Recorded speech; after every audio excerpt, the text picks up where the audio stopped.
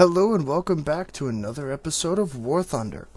So today we kind of want to take a look at the A6M2. It has quickly become one of my favorite aircraft. I haven't really spent enough time flying this thing. I really do enjoy it. It's a plane I would definitely recommend. Now, for a start, let's go over kind of how this aircraft was really designed.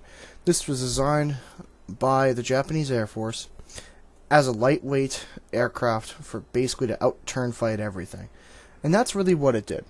The A6M2, along with the rest of the Zeros, were designed to be very lightweight. However, they have really no armor, so you really should be taking hits in this thing. It's moderately armed by aircraft standards with twin 30 caliber machine guns, which have 1,000 rounds. It's enough ammo. And you have twin 20mm cannons with 120 rounds of ammo. It's enough to get the job done. Nothing spectacular, but it's enough to get the job done. You got to get in close and try to be somewhat accurate with these guns. Now, I would hasten to add that I don't consider these 20 mils to be that accurate compared to some of the German 20 mils, but they're good enough. That's the thing about this aircraft. The airframe itself makes this aircraft, not the guns. Anyways, really, how to play this aircraft. This aircraft is really all about turn fighting. Don't worry about getting at high altitudes. If you're above like 70,000 feet, 2,000 or 3,000 meters, you're doing it wrong. You want to stay low altitude. I usually give myself probably 300-500, sometimes even like 1,000 meters for most engagements. Now on a map like this, we are facing the Americans and the British. Typically you end up facing the Americans and the British most of the time, and the Japanese. You don't usually face the Russians or the Germans, so you kind of know exactly what you're going to be doing here. You're facing a team that... You're facing the early Spitfires, which... If a Spitfire pilot knows what they're doing, they're technically faster than you, and they can technically outturn you. I use that very light term because at low speeds, low speeds and low altitude, the Zero is lighter than the early Spitfire, like the 2s and even the early Mark V. So it technically performs better, but Spitfires can't outrun this. This is not exactly the fastest aircraft. So thus, you really want to kind of energy trap the Spitfires if you can, and just keep them in a dogfight. But besides that, really everything else you can outturn. It's not a big deal.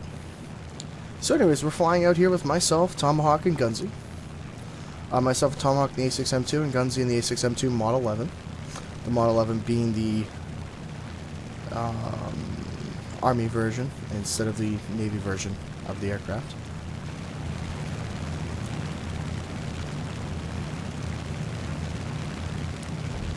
Now, the reason I wanted to highlight this battle is to really showcase the fact of how do you exactly fly a Zero. And the funny thing is, at these low BRs, the enemy team doesn't really give you a challenge. Most of these guys will try and turn fight you no matter what you're in. So, it's kind of easy, actually, I will say. This is kind of an aircraft that, to get 3, 4, 5 kills on a game, that's not uncommon. You know, I'm not saying it's not hard, you have to know what you're doing. But, you know, if you're at least a half-competent pilot, half-decent pilot, you can get it done. But anyways, the three of us were kind of competing against each other to see who could get the most kills, and really that's what kind of we do. Now, I would hasten to add that anybody flying for the American side on this map, they really need to realize that these low BRs, it's all about climbing up high, and Tomahawk as usual, and I fly in close formation. It's really always get about high, get some energy on us, and then just coming back down on us later and boom and zooming. But anyways, we both see this buffalo, and we're going to chase after him. Myself and Tomahawk are trying to go after him at the same time. Then you got Gunzy. He's going to be around. You're going to see a little bit of him later. And as you see, even the Buffalo's outrunning us. And the Buffalo's not exactly a fast aircraft, so even in a dive, I'm only hitting about 285 miles an hour. And I realize the Spitfire up there, I'm pitching up after him because, well, I can. There's Gunzy up there. The Spitfire's going to dive left. Nope. The thing is with the Zero, you want to get in close and just do a couple small bursts. Like that, exactly. There you go, Gunzy does a small burst, there he goes. We already got a Spitfire between the three of us. That's kill number 1. Now I will say on this map, all this flak does get quite annoying, but generally, they aren't really going to do much to you. Oh, there's a Dauntless. And I'm aimed up at something, and I tried to get a pass, but it really wasn't going to work, to be quite honest with you. Now I'm on the tail of a P400. He's close enough where I could sort of shoot at him, but he's pulling away too quickly. I'm just going to stop at that point. Gunsy's coming in on him. He's going to try. Switch over to him. P400's going to get... And, yep, that's... You don't try and out-turn fight a zero. Now, it's hard to say what the P400 should have done in that situation. If anything, he probably should have stayed level flight or dove down. Now, this is going to be the perspective from the Dauntless, because he... This is kind of funny. We all end up chasing this guy down. So, switch back over to me. So there's Tomahawk and myself. And there's Gunsy to the left. And we're going to try and chase this guy down. Small burst, small burst. That's the one thing with the zero. I get a couple hits on him. Then, oh, I hear another engine. What do I hear?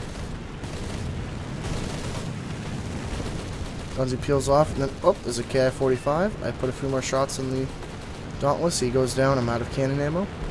That's okay. I'm at kill number 1. Gunsy's already at 2 kills, and I think Tomahawk's either at 1 or 0 kills at this point. So there's a Kitty Hawk. He's coming in head on. KI-45. He turns off. Whoop, take a little bit of damage.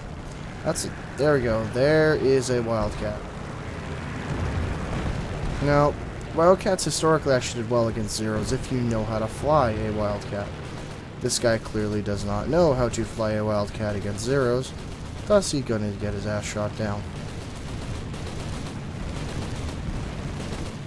Got him trailed some smoke, and dang, that ends up being Gunsy's kill. Or was it? What is his kill? Oh, sorry, that was Tomahawk's kill.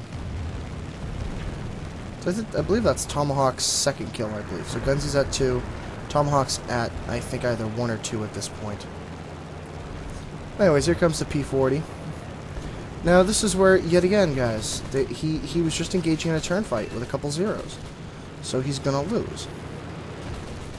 And yet again, just kind of put shots into him, keep putting shots into him, keep putting shots into him, set him on fire. Just kind of pull up, he's done. And that's pretty much the game at that point. Oh yeah, and Gunsy accidentally kind of hit the ground. I wasn't really paying attention. But now they have left is P400 and a Corsair. Gunsy has 2 kills, I have 2 kills, Tomahawk has 2 kills. And yeah, that's pretty much, we played a bunch of games that night, and that's how pretty much all of them went. I will say that a lot of people don't know how to attack zeros. And basically this is where I show you how to attack zeros. It's pretty straightforward, it's pretty simple. All you have to do is get up higher than them, and then just boom and zoom them all day. It's kind of that simple. Just don't let them get into a turn fight. If you're flying a Corsair or something like that, use your speed. These zeros are not fast in a straight line.